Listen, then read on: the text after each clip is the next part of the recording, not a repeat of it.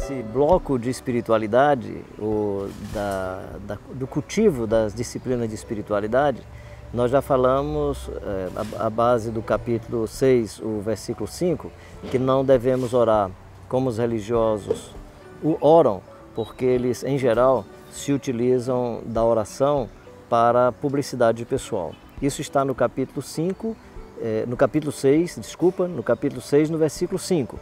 Mas aí se repete também no versículo 7 como nós não devemos orar. E no versículo 7 não devemos orar como gentios, em alguma tradução. Em outra tradução diz não devemos orar como os pagãos. Essa linguagem gentil funciona bem, presumo, no contexto judaico, porque ele considera gentil todo aquele que não é judeu, especialmente quando a gente pega aí a literatura do Novo Testamento. Então faz sentido quando a gente diz não ora como gentios na cabeça de um judeu. Em outras traduções, a linguagem que é colocada, ou a palavra que é colocada é a palavra pagão, não orar como os pagãos. Eu acho que isso também faz sentido na cabeça de um católico. Se estiver fazendo a leitura no ambiente católico, ele vai considerar pagão todo aquele que está fora, entre aspas, do que é chamado de Santa Igreja Mãe. Se não passou pelo batismo, então ainda é um pagão. Eu vou colocar uma outra palavra, não sei se ela pelo menos dá sentido à ideia que nós queremos trazer para essa reflexão, que é não orar como os idólatras. Por que eu estou trazendo essa ideia? Porque quando você tem uma relação idolátrica, o ídolo tem nariz, mas não cheira, tem boca, mas não fala, tem ouvido, mas não escuta, ele tem pernas, mas não consegue se mobilizar, tem mãos, mas não consegue apalpar. O ídolo não tem neurônio. Se o ídolo não tem neurônio, ele não tem vontade, ele não tem projeto, ele não tem nenhuma intenção, ele não sabe das coisas. Quem sabe é o devoto e o agente mágico da religião, o sacerdote, como queira chamar. Esses têm neurônio, esses podem ter alguma ideia. Então, quando se fala que com as muitas repetições ou pela repetição das palavras, eu consigo, pela repetição, dobrar a divindade aos meus interesses, eu estou mantendo uma relação com a divindade que não tem vontade. É o devoto que tem vontade, é o devoto que decreta, é o devoto que determina, e aí ele tem controle sobre a divindade.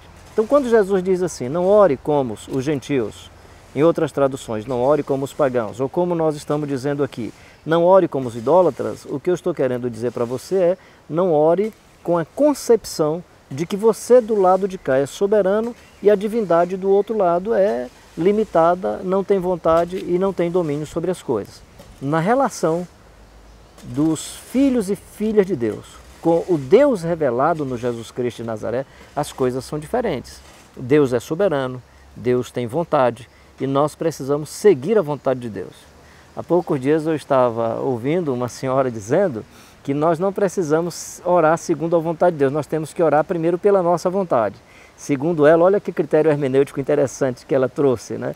Não estou dizendo que eu acredito nesse critério, estou dizendo que é um critério, às vezes até cômico. Ela disse que quando Jesus orou, seja feita a tua vontade, ele primeiro pediu, passa de mim esse cálice. Então o mais importante, a prioridade, não era a vontade de Deus, era que o cálice passasse, ou seja, primeiro faça a minha vontade, se não der certo, faça a sua.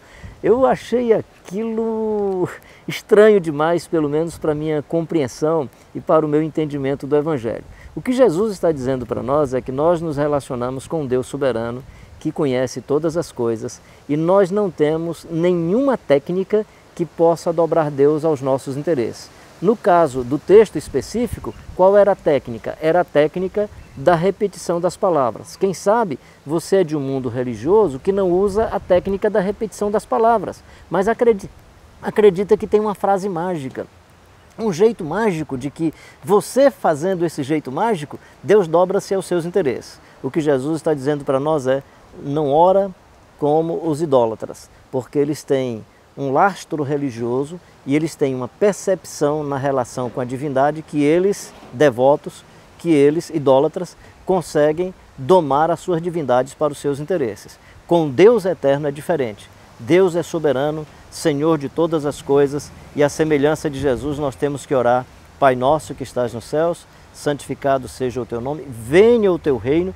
e seja feita a tua vontade. Mesmo em Romanos, quando Paulo diz que o Espírito Santo intercede por nós sobremaneira com gemidos inexprimíveis, ele afirma no final, pois segundo a vontade de Deus é que ele intercede pelos santos.